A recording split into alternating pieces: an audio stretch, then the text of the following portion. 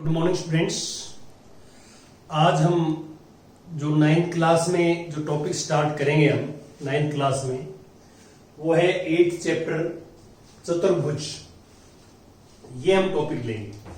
देखिए, आपने जो पिछले हमारे चैप्टर थे 6-7 चैप्टर्स, उसमें आपने त्रिभुजों के बारे में पढ़ा है कि त्रिभुज जो है भिन्न भिन्न प्रकार के त्रिभुज, उनके गुण धर्म के बारे में हम पढ़ चुके हैं।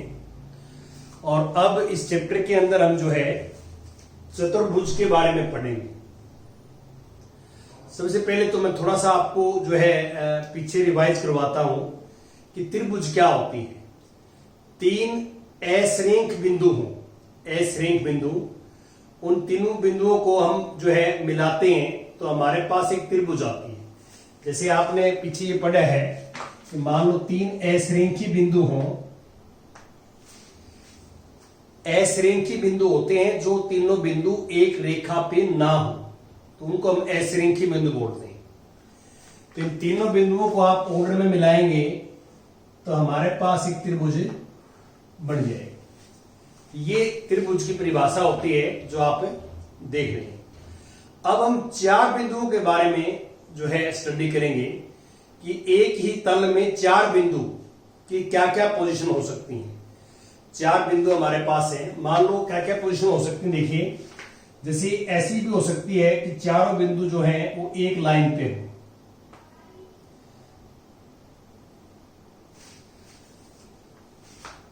तो चारों बिंदु सरेखी हो, सरेखी बिंदु बोलते हैं इनको, एक लाइन पे हो। तो चारों बिंदु की एक लाइन पे हैं तो हमारे पास एक रेखा बढ़ेगी। इसको आगे बढ़ाएंगे हम तो हमारे पास एक रेखा आ जाएगी, इस सरेखी बिंदु।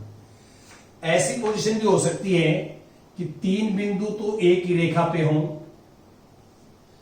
और चौथा बिंदु जो है इस रेखा पे ना हो। यदि हम ऑर्डर में मिलाएं, ऑर्डर का मीनिंग क्या है कि पहले बिंदु को दूसरे से मिलाएं, दूसरे को तीसरे से मिलाएं, तीसरे को चौथे से मिलाएं, चौथे को पहले से मिलाएं, ये ऑर्डर होता है। यदि 3 बिंदु एक ही रेखा पे हो, सरेखी हो, और तीसरा बिंदु, चौथा बिंदु इस रेखा पे ना हो, तो उनको आप जो है उनको क्रम में मिलाएंगे।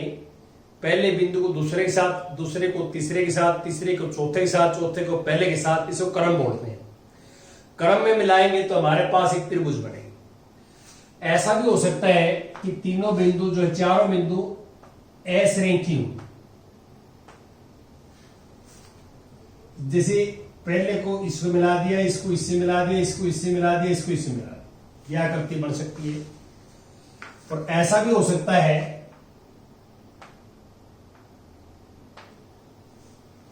ये फर्स्ट है, मान लो इस सेकंड से मिला दिया, सेकंड को थर्ड से, थर्ड को फोर्थ से, फोर्थ को फर्स्ट से, ऐसा भी हो सकता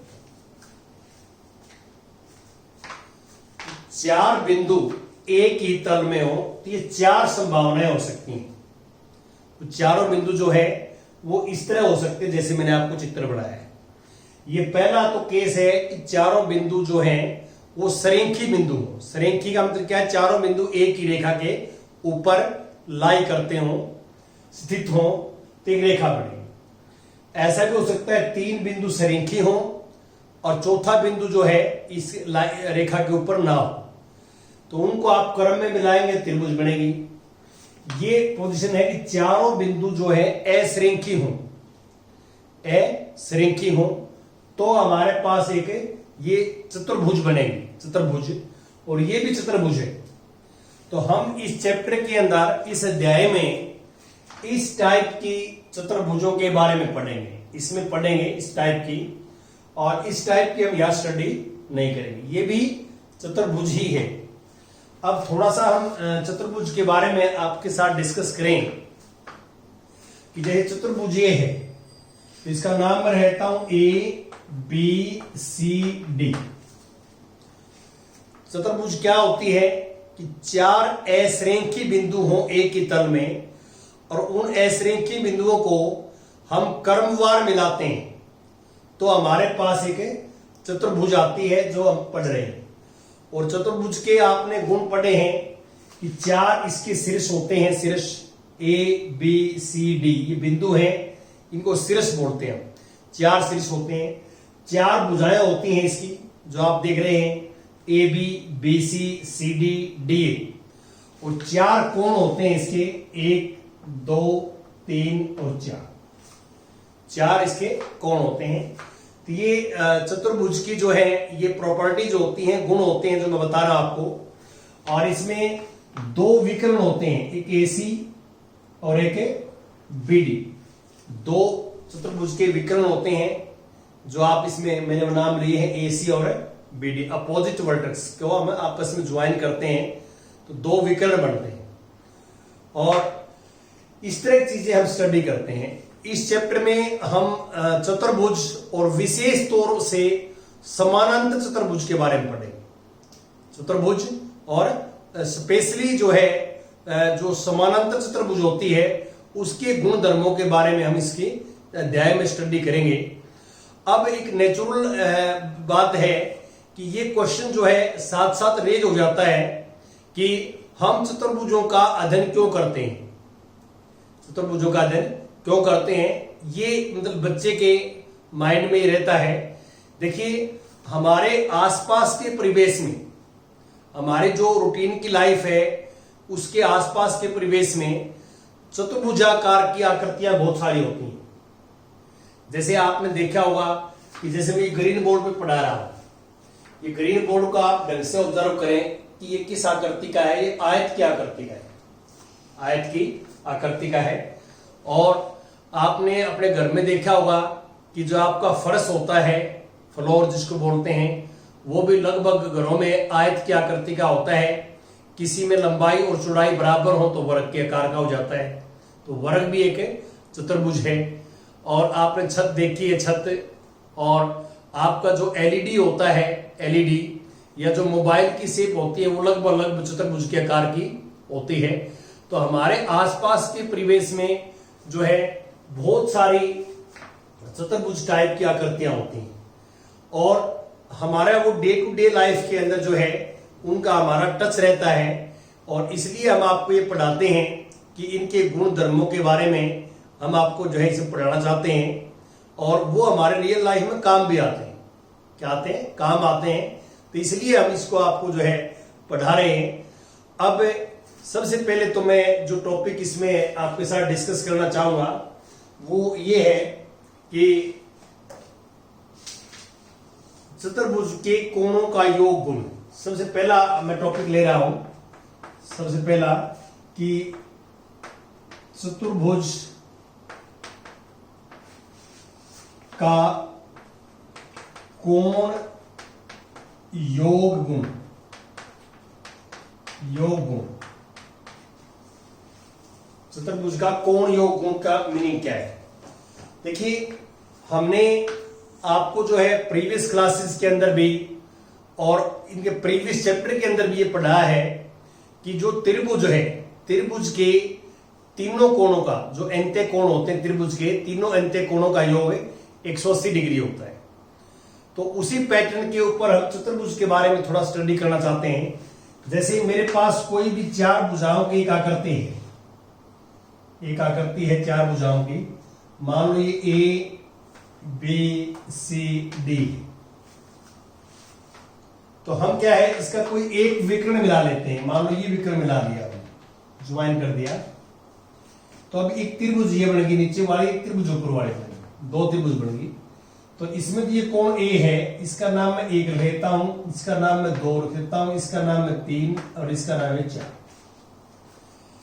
तो आप इसमें क्लियर देख सकते हैं कि नीचे वाले त्रिभुज में ए बी डी में, ए बी डी में कोण 1, ए जमा में कोण 1 जमा में कोण 3 बराबर 180 डिग्री। क्यों? क्योंकि त्रिभुज के तीनों अंत्य कोणों का योग 180 डिग्री होता है। उस ला से हम लिख दिया, गुणधर्म से लिख दिया। अब त्रिभुज ऊपर वाले लेता हूं बी सी डी में, तो बी सी डी में भी आप ध्यान से देखिए कोण 2 जमा में कोण सी जमा में कोण 3 की बजाय यहां 4 आएगा, बराबर 180 डिग्री। अब हम इन दो को जोड़ देते हैं आपस में, 1 और 2 को जोड़ने पर ये 1 नंबर इक्वेशन मान ली मैंने, ये 2 नंबर मान ली। 1 और 2 को जोड़ने पर जोड़ने पर जोड़ दिया। लेफ्ट लेफ्ट में जुड़ेगी, राइट राइट में जुड़ेगी। तो कोण ए यहां है, कोण 1 जमा में कोण 2 लिख लेता हूं मैं, 1 जमा में कोण 2। और फिर कोण सी इसमें है, ये सी रहा, और जमा में कोण 3 जमा में कोण 4। 180 प्लस 180 360 डिग्री को मैंने बड़ा इजी वे से किया है कि लेफ्ट में लेफ्ट जोड़ दिए। ये 3 कोण है, ये भी 3 कोण है, टोटल 6 कोण जोड़ दिया। अब आप देखो कोण 1 जमा में कोण 2 को मैं बी लिख सकता हूं, बी। कोण 3 और 4 को मैं लिख सकता हूं डी, बराबर 360 डिग्री। ये इसका एक प्रूफ हो जाता है कि कोई भी चतुर्भुज हो उसके चारों एंते कोणों का योग 360 डिग्री होता है। ये बार बार हम यूज करते हैं, ये मैंने इसका प्रूफ करा दिया है। और हमने यहां जो लॉजिक यूज किया है वो ट्रायंगल वाला किया है, त्रिभुज वाला किया है कि त्रिभुज के तीनों एंते कोणों का योग 180 डिग्री होता है। अब जो मैं टॉपिक आपको बताना चाहता हूं वो है चतुर्भुजों के प्रकार। देखिए काफी छोटी क्लासेस में आप पढ़ते हैं चतुर्भुजों के प्रकार, चतुर्भुज के प्रकार।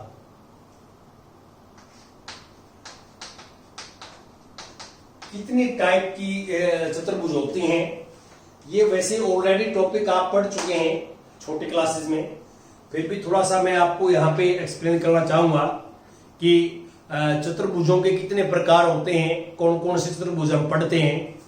देखिए सबसे पहले हमारे पास कोई भी एक चतुर्भुज है, जैसे ये मैंने मान लो चतुर्भुज ले लिया, ये चतुर्भुज की सिंपल पहचान ये होती है, 4 भुजाओं की एक बंद आकृति होती है। इसमें 4 कोण होते हैं, 4 शीर्ष होते हैं, इसकी 4 भुजाएं होती हैं, 2 विकर्ण होते हैं। ये इसके गुण होते हैं। और अभी अभी आपको मैंने करवा दिया कि चतुर्भुज के चारों एंते कोणों का योग 360 डिग्री होता है। ये भी एक गुण है इसका। ये चतुर्भुज में गुण होते हैं जो मैं आपको बता रहा हूं। अब इस चतुर्भुज को 3 कैटेगरीज में यहां से हमने डिवाइड किया, 3 कैटेगरीज के अंदर। सबसे पहले तो यहां पे आ गया समानांतर चतुर्भुज।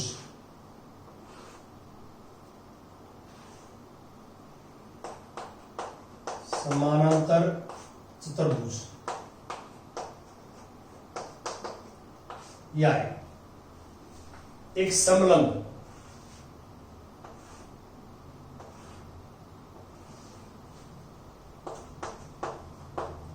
समलंब चतुर्भुज, और एक पतंग जिसको बोलते हैं काइट। ये और ये इक्वल है।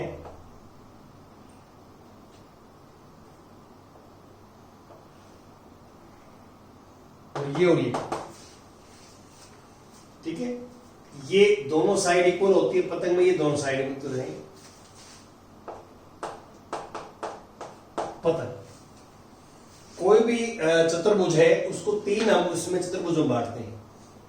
सबसे पहले तो मैं साइड से बात करता हूं कि पतंग क्या है। पतंग एक चतुर्भुज है जिसमें कर्मागत भुजाओं का प्रत्येक युग्म बराबर होता है। देखिए कर्मागत भुजाएं आपस में दोनों ये बराबर है, कर्मागत ये है, दोनों बराबर है। ऐसे होता है जो आप देख रहे हैं। तो ऐसे बराबर हो तो उसको हम पतंग बोलते हैं। समलंब क्या होता है कि समलंब एक चतुर्भुज है जिसमें आमने सामने की भुजाओं का कम से कम एक युग्म बराबर हो। आमने सामने की भुजाओं का कम से कम एक युग्म बराबर नहीं, समानांतर हो। देखिए समलंब क्या है, मैं दोबारा बोल रहा हूं। समलंब एक चतुर्भुज है जिसमें आमने सामने की भुजाओं का कम से कम एक युग्म समानांतर हो, तो उसको हम बोलते हैं समलंब। समलंब ठीक है। और एक समद्विबाहु समलंब होती है। समद्विबाहु समलंब। समद्विबाहु क्या होती है कि जो पैरेलल नहीं होती साइड, ये युग्म तो मान लो पैरेलल है, जो ये नॉन पैरेलल जो असमानांतर भुजाओं वाला युग्म है वो बराबर भी हो जाए। यदि ये भुजा इसके बराबर हो जाए तो इसको बोलते हैं समद्विबाहु समलंब। समद्विबाहु समलंब। अब मैंने कम से कम एक लिखा है, कम से कम एक भुजाओं का आमने सामने का युग्म समानांतर हो। यदि ये दोनों समानांतर हो जाएं दोनों, तो वो क्या बन जाता है फिर? समानांतर चतुर्भुज बन जाता है। अब समानांतर चतुर्भुज के 3 प्रकार हैं जो हम आपको बताएंगे यहां पे। सबसे पहले तो वर्ग। वर्ग में क्या होता है कि सारी भुजाएं बराबर हो और प्रत्येक कोण 90 डिग्री का हो, तो उसको वर्ग। आयत,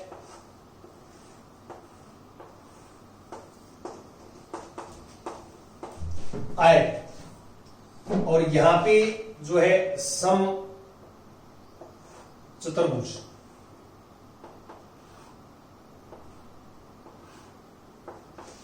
सम चतुर्भुज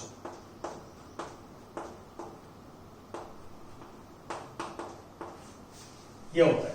ये तीसरा है। ये गुणों के जैसे जैसे हम आगे बढ़ रहे हैं इनके गुण भी बढ़ रहे हैं आगे। जैसे इसके गुण मैंने बताए, इससे ज्यादा इसमें है। इसमें और गुण क्या हो गए? इस वाले गुण तो सारे इसमें हैं, इसमें और ज्यादा क्या है? इसमें आमने सामने की भुजाएं समानांतर भी है और बराबर भी है। समानांतर भुज में आमने सामने की भुजाएं बराबर भी हैं और समानांतर भी हैं, और आमने सामने के कोण जो हैं इसमें बराबर होंगे। इसके अंदर विकर्ण आप मिलाओगे तो एक दूसरे को समद्विभाजित करेंगे, एक दूसरे को समद्विभाजित करेंगे। तो इसमें कुछ गुण है। अब इससे आगे इसमें गुण है। अब इसमें क्या है कि चारों भुजाएं बराबर होंगी, प्रत्येक कोण 90 डिग्री का होगा वर्ग के अंदर, और दोनों विकर्ण एक दूसरे को लंब समद्विभाजित करेंगे, लंब समद्विभाजित करेंगे। और इसका मीनिंग क्या है कि सारे समानांतर चतुर्भुज वर्ग होते हैं, लेकिन सारे वर्ग समानांतर चतुर्भुज नहीं होते। अब इससे आयत, इसमें और आयत में अंतर क्या है? आयत का प्रत्येक कोण 90 डिग्री का होता है, लेकिन समानांतर चतुर्भुज का कोई जरूरी नहीं कि कोण 90 डिग्री का हो। तो सारे आयत समानांतर चतुर्भुज होते हैं, ये सत्य है, लेकिन सारे समानांतर चतुर्भुज आयत नहीं होते, इस बात का ध्यान रखना। और सम चतुर्भुज में क्या होता है कि इसकी चारों भुजाएं बराबर हो जाएं, चारों भुजाएं बराबर हो जाएं, बाकी इसके गुण तो सारे इसके अंदर होंगे ही। जो समानांतर चतुर्भुज के गुण हैं वो सारे के सारे केस में होंगे, सम चतुर्भुज में होंगे। और इसमें कुछ ज्यादा है। ज्यादा क्यों से? इस वाले तो सारे आ ही गए इसमें एक तो सारी भुजाएं बराबर हो गई, एक तो ये गुण ज्यादा आ गया। एक क्या है कि इसके विकर्ण तो सिर्फ समद्विभाजित करेंगे, समद्विभाजित, लेकिन इसके विकर्ण जो है समद्विभाजित के साथ साथ आपस में लंब भी होंगे। इसके विकर्ण मिलाओगे तो आपस में लंब भी होंगे। तो इसलिए ऐसे हम प्रॉपर्टी करते हैं। और ये जो है समानांतर चतुर्भुज जो है वो समलंब भी होती है, समानांतर चतुर्भुज समलंब भी होती है। तो सारे समानांतर चतुर्भुज समलंब होते हैं, परंतु सारे समलंब समानांतर चतुर्भुज नहीं होते। ये थोड़ा सा मैंने कोशिश की एक्सप्लेन करने की, तो ये हम यहाँ पे डिस्कस करना चाहेंगे। अब आप कहेंगे कि ये आपने क्यों बताया हमें? जो चतुर्भुजों के प्रकार हैं वो इसलिए बताए। जैसे मैं एक एग्जाम्पल आपको करता हूं। जैसे मैंने एक आयत ले ली, यहां पे आयत ले ली, ध्यान से देखें, ये 6 है, ये 4 है। ये एक आयत मैंने ले ली, और एक मैंने यहां पे ली समानांतर चतुर्भुज, समानांतर चतुर्भुज, ये 6 है, ये 4 है। तो इनका परिमाप इक्वल है दोनों का, आयत का परिमाप और समानांतर चतुर्भुज का परिमाप क्या है? इक्वल। तो क्या इनके क्षेत्रफल भी बराबर होंगे? यदि मान लो ये क्वेश्चन है कि परिमाप बराबर है, तो क्या इनका एरिया भी बराबर होगा? देखते हैं। इसका एरिया तो लेंथ इंटू ब्रेथ होता ही है। इसका क्या होता है, यहां से हम लंब डालेंगे, लंब ऊंचाई, और ये 4 है तो आधार इंटू ऊंचाई। तो आप क्लियर देख सकते हैं कि ये जो ऊंचाई है जिसको हाइट कहते हैं वो 6 से कम आएगी, 6 से कम आएगी। क्यों? क्योंकि ये 90 डिग्री का कोण है और ये त्रिभुज बन गई समकोण त्रिभुज। कर्ण सबसे बड़ी भुजा होती है, 6 तो सबसे बड़ी है, तो ये कर्ण से छोटी आएगी। तो कर्ण से छोटी आएगी तो इसका क्षेत्रफल क्या हुआ? आधार गुणा ऊंचाई, आधार गुणा में ऊंचाई। तो इसका अर्थ ये हुआ कि जो समानांतर चतुर्भुज है, समानांतर चतुर्भुज है, इसका क्षेत्रफल कम होगा आयत से। दोनों का परिमाप बराबर है लेकिन समानांतर चतुर्भुज का क्षेत्रफल कम होगा। अब ये काम कहां आता है? देखिए आपने कभी ऑब्जर्व किया हो कि आप जब मिठाई की दुकान पे जाते हैं ना, जो है कोई शॉप पे जाते हैं मिठाई की दुकान पे, वहां ट्रे के अंदर जो बर्फियां रखी होती हैं वह ज्यादातर समानांतर चतुर्भुज के आकार की होती हैं। आप देखना ऑब्जर्व करके, ज्यादातर दुकानों में समानांतर चतुर्भुज के आकार की बर्फियां होती हैं। वो आयत के आकार की कम होती हैं, इसमें ज्यादा होती है। ये क्यों? क्योंकि उनमें ये फार्मूला पता है कि ट्रे में अधिक से अधिक बर्फी तब आएंगी जब वो बर्फियां जो है समानांतर चतुर्भुज के आकार की होंगी। उनका एरिया कम होता है, वो कम जगह घेरती हैं। एरिया कम होगा तो जगह कम घेरेंगी। तो आप नेक्स्ट टाइम किसी शॉप पर जाएं तो वहां ये ऑब्जर्व भी करना कि ये समानांतर चतुर्भुज के आकार की बर्फियां क्यों होती हैं। रीजन यही है कि वो एरिया कम घेरती हैं, क्षेत्रफल कम लेती हैं, ताकि ट्रे में अधिक से अधिक बर्फियां जो है आ जाएं और वो आपको ज्यादा लगे कि बहुत ज्यादा बर्फियां हैं। ये आपका रीजन रहता है। तो इसलिए हम आपको जो है ये चीजें सिखाते हैं कि ये इनके प्रकार कितने होते हैं, क्या होता है सिस्टम, इसलिए आपके साथ डिस्कस कर रहे हैं। अब कुछ और भी हम प्रॉपर्टीज वगैरह इसकी डिस्कस करेंगे आपके साथ।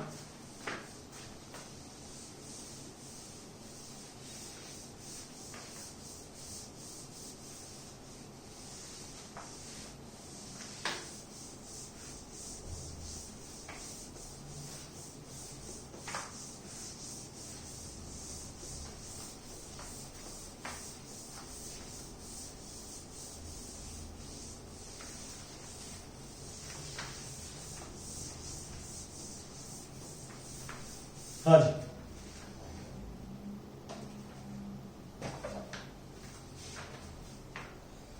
अब देखिए मैंने आपको बताया है कि हम समांतर चतुर्भुजों के बारे में ज्यादा पढ़ेंगे इसके अंदर, और ये कुछ गुण हम पहले भी ऑलरेडी पढ़ चुके हैं। जैसे प्रमेय, सबसे पहले हम बात करते हैं प्रमेय 1.1 की।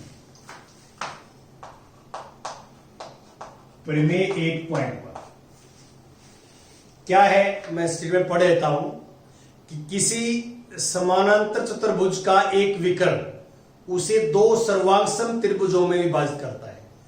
देखिए हमारे पास क्या है कि एक समानांतर चतुर्भुज है जिसको हम ए बी सी डी बोलेंगे, ए बी सी डी ये है। और हमने ये करना है कि इसका मान लो हम एक विकर्ण मिला दें, ये विकर्ण मिला दिया। अब ये दो त्रिभुज होगी हमारे पास। हमने सिद्ध करना है कि दोनों त्रिभुज जो हैं वो सर्वांगसम है। हमें सिद्ध ये करना है, यहां सिद्ध करना है, बड़ा इजी है, कोई मुश्किल नहीं है। ये त्रिभुज ए बी सी सर्वांगसम है त्रिभुज एडीसी, एडीसी के सर्वांगसम है, ये हमने सिद्ध करना है। तो सबसे पहले आप इसमें दिया लिखेंगे। दिया है क्या आपको? आप दिया है में लिखोगे ए बी सी डी एक समानांतर चतुर्भुज है और विकर्ण एसी को मिलाया गया है, विकर्ण एसी को मिलाया गया है। प्रमाण देखो, आपको 9th क्लास में सर्वांगसमता के 4 नियम बताए गए थे। यदि आपको मैं थोड़ा सा याद दिलाऊं सर्वांगसमता के 4 नियम, वो 4 नियम ये थे कि एस एस ए, इसको लिखने का तरीका ये भी है ए एस या एस ए, इन तीनों में से कोई एक लिखेंगे। अगला है कि इसमें एस एस एस और एक आर एच एस, ये 4 फॉर्मूले होते हैं। 2 त्रिभुज सर्वांगसम जो है तभी होती है जब इन 4 में से किसी एक नियम को फॉलो करते हैं तो सर्वांगसम होती हैं। ये हम आपको ऑलरेडी 9th जो है इसमें पढ़ा चुके हैं, इसी पिछले चैप्टर में, प्रीवियस चैप्टर में पढ़ा चुके हैं आपको, ये पीछे देखना। तो उसी के अकॉर्डिंग चलेंगे हम। देखो ए बी सी डी, अब हम त्रिभुज लेते हैं, त्रिभुज ए बी सी और त्रिभुज ए डी सी में, ए डी सी में हम क्या करते हैं कि ये कोण में ले लेता हूं 1, ये कोण 2 और ये कोण 3, ये कोण 4। ध्यान दें, मैं ये लिखता हूं कोण त्रिभुज में A B equal to D C. A B equal to D C क्यों आ गया? क्योंकि ये समानांतर चतुर्भुज है। समांतर चतुर्भुज के अंदर आमने सामने की भुजाएं बराबर होती हैं, तो ये यहां रीजन लिख देंगे बिकॉज कि समानांतर चतुर्भुज की आमने सामने की भुजाएं बराबर होती हैं। ये आपका पता होना चाहिए, आपको गुण है ये। अब ये इसके समानांतर है तो कोण 1 बराबर है कोण 2, ये एकांतर अंत्य कोण है, एकांतर अंत्य कोण है। और 3 बराबर है कोण 4, जो है 4 बराबर है कोण 3, ये भी एकांतर अंत्य कोण है। क्यों? ये इसके समानांतर है और ये तिरछी रेखा काटती है, ये भी एकांतर अंत्य कोण बराबर होते हैं। यहां पे ये आ गया कि त्रिभुज ए बी सी सर्वांगसम है त्रिभुज ए डी सी के। यहां जो नियम लगा है वो ये लगा है कि यहां पे जो है एस ए रूल। तो इसको हम कई प्रकार से कर सकते हैं, कई तरीके से कर सकते हैं इसको। आप A B equal to D C की जगह ए सी इक्वल टू ए सी ले लेते। ए सी इक्वल टू ए सी में क्या होता है? कॉमन है, दोनों में कॉमन है। और आप एस एस एस नियम मिल जाता है यहां पे। क्यों? ये इसके बराबर है, ये भुजा इसके बराबर है, ये कॉमन है, तो यहां एस एस एस से भी कर सकते थे आप। तो हमारे पास ये रूल, जो 4 रूल आपको प्रीवियस चैप्टर के अंदर पढ़ाए गए हैं, पिछले चैप्टरों में, इनको अच्छे ढंग से याद करना है और इसके अकॉर्डिंग ही आपने काम करना है। और अगला 8.2 जो प्रमेय है वो इसका रिवर्स हो जाएगा। एक समांतर चतुर्भुज की सम्मुख भुजाएं बराबर होती हैं। अब सम्मुख भुजाएं बराबर होती हैं वो हमें सिद्ध करना है। यहां पे ये मैंने ये किया है, ये हम नेक्स्ट जो है आपको लेक्चर में पढ़ाएंगे, आगे कंटिन्यू करेंगे। अभी तक आप यहां से कंप्लीट कर लेंगे और ये पिछले चैप्टर्स के फॉर्मूले हैं और जो बेसिक कॉन्सेप्ट्स हैं उनको आप रिवाइज कर लेंगे। Thank you very much.